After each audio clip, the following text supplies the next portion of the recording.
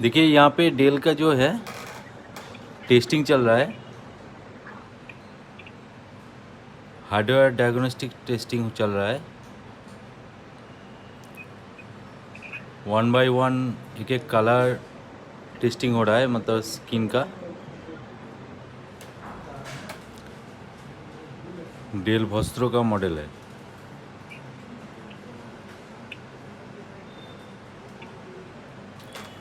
तो approximate 41 minutes यहाँ पे शो कर रहा है, और जितना सारा डिवाइस है लैपटॉप के अंदर सब कुछ यहाँ पे टेस्ट हो रहा है।